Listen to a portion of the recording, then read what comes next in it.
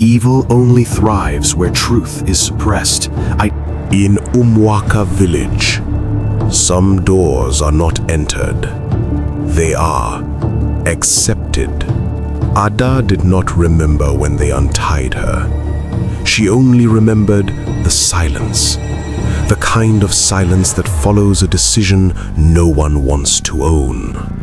By dawn, she was no longer a daughter of the house. She was offering. No songs followed her. No prayers protected her. No one walked beside her. Only Obina. And even he did not walk like a man taking a bride. He walked like a man returning something that already belonged to him. The path to Obina's compound was not long, but it felt endless. The trees leaned inward. The wind did not pass freely. Even the birds stayed away. Ada stumbled once, her body still weak, her twisted hand wrapped in cloth. Obina did not help her. He only stopped, waited, not out of kindness, but expectation. "Stand," he said calmly. Ada forced herself up, because something inside her was more afraid of disobeying him than falling.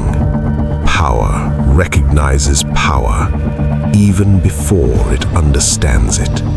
They reached his compound just as the sun began to rise, but the light did not touch the house. It stopped, as if something invisible refused to let it in. Ada's breath caught, because the house, I was wrong. Not broken, not abandoned, just alive. The walls did not decay. They watched. The door opened before Obina touched it. Ada froze. "I didn't," she began. "Enter," Obina said. She hesitated, and for the first time, the voice inside her spoke clearly. "Do not go in." Ada's eyes widened. It was her voice, but not her will. "No," she whispered. Obina turned slowly. His eyes locked onto hers, and for a moment, something ancient moved behind them. "You hear it now," he said. It was not a question, because Obina had always known. "Kneel," he said. Ada dropped instantly, not by choice. Her body obeyed something deeper than fear. "You are not being punished," he said, his voice softer now, but heavier. "You are being returned." The air shifted. Ada's breathing quickened. "Returned to what?" she asked weakly. Obina stepped closer. "To balance." The ground beneath them trembled slightly, and then Ada screamed. Her body arched violently. Her eyes rolled back, and when they opened again, they were not alone. For the first time, both souls looked out at once, one eye filled with fear, the other empty, watching. "I told you," the other voice whispered through her lips. "You fed me." Ada's fingers twitched. Her twisted hand moved unnaturally again. But this time, it wasn't resisting. It was an awakening. Obina watched closely. He did not step back. He stepped closer. "Yes," he said softly. "Show yourself." The air grew heavier. The shadows inside the compound began to stretch. And then Ada stood up, slowly, too smoothly. Her head tilted, her lips curled into a familiar smile, the same smile that had been standing in the crowd the night before. The house did not reject her, it recognized her. "I waited, the spirit said, her voice now stronger, clearer, for this place. Ada's real voice fought beneath it. Stop, please, stop. But it was fading, because something else, it was taking root. You are early, Obina said, not afraid, not surprised, just observant. The spirit laughed softly. You called me long before she was born, it replied. Silence. The truth settled like ash. Ada's body froze. Her real consciousness pushed through briefly. What are you? She whispered. Obina's eyes darkened, and for a split second, his shadow moved without him. Because Obina was not untouched by the same darkness. I am what remains, he said quietly, when men try to control what they do not understand. The spirit smiled wider. Then you know, it said, that she is mine. The ground cracked slightly beneath Ada's feet. The tension snapped. No, Obina said, not loud, but final. She is not yours. The air exploded. Ada's body jerked violently. A scream tore out of her. But this time, it wasn't just pain. It was a war. Not between good and evil, but between possessions and identity. Ada fell hard to the ground, her body shaking uncontrollably. Her two voices now clashing. You are nothing without me, the spirit screamed. I am not you, Ada cried back. The house trembled. The walls groaned. Something inside it reacting, watching, choosing. Obina stepped into the center. Kneel, he commanded. This time, the command hit both of them, and both obeyed. Ada collapsed again, breathing heavily, weak, silent.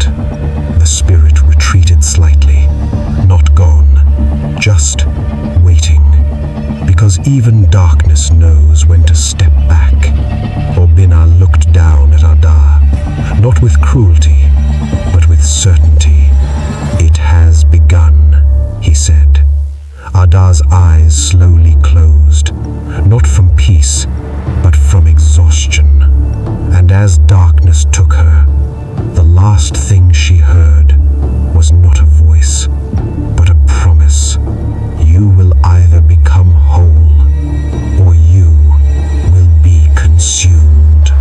In every story whispered by firelight, there is a moment when the listener realizes there will be no happy ending without loss. Ada did not wake gently. She tore back into consciousness like something fighting its way out of darkness. Her body burned, not like fire, but like something inside her was being split open. She gasped, and the first thing she saw was blood, not on her, on the ground, drawn in symbols, ancient, precise, waiting. This was not a home. It was a place of decision. Ada tried to move, but chains tightened around her wrists. Real chains this time, cold, heavy, unforgiving. She looked up. Obina stood across from her, but he was not alone. 3 elders stood beside him, not from the village, not from anywhere she knew. Their skin was pale with ash, their eyes too still, watching her like she was not a person, but a vessel. What is this? Ada whispered. No one answered immediately, because the answer was already written around her. Some rituals are not performed, they are remembered. Obina stepped forward slowly. The balance has shifted, he said.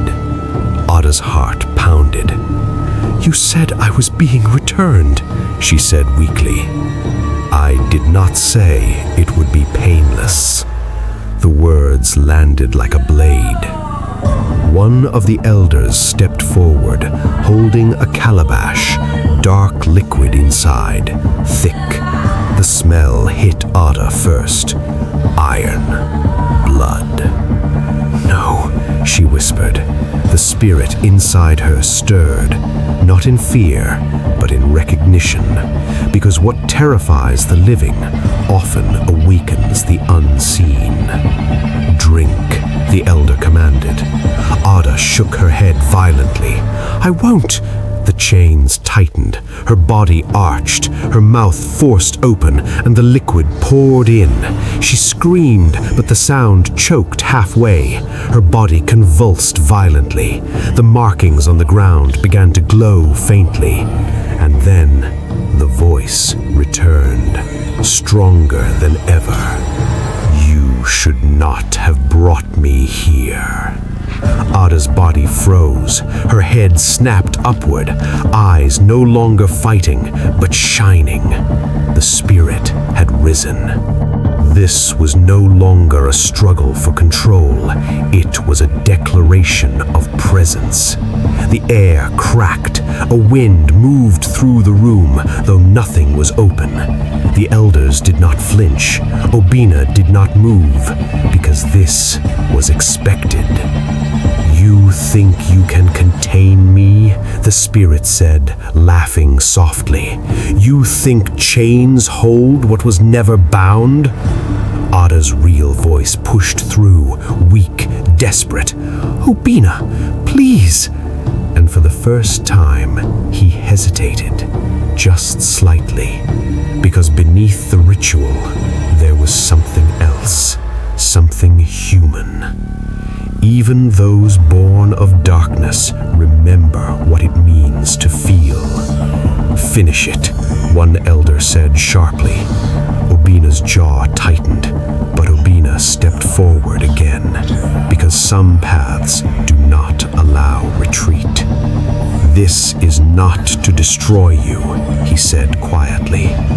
Ada's eyes locked onto his. Then why does it feel like I'm dying? She whispered.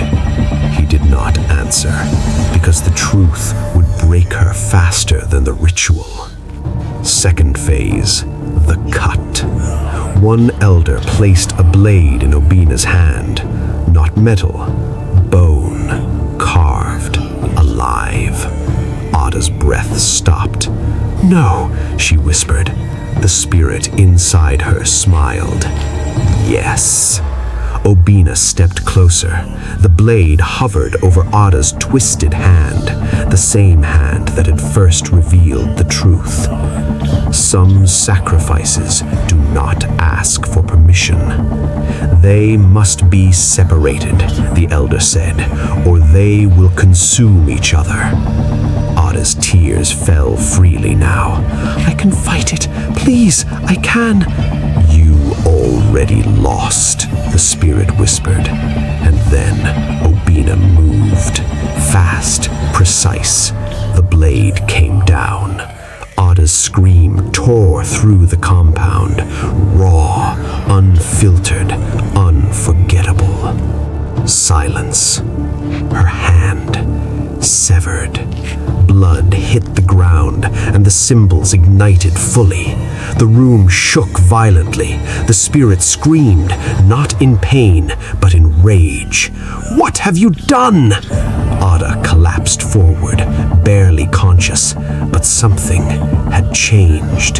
The air shifted, the weight lifted slightly, because for the first time, the spirit had been wounded, not destroyed, but divided. Obina dropped the blade, breathing heavier now, not from effort, but consequence. Ada's remaining hand twitched weakly, her voice barely a breath. Am I free? No one answered because no one knew. And then the severed hand moved on its own. The fingers curled, the palm twisted, and slowly it began to crawl toward the shadows, because some things do not die when cut away. They evolve.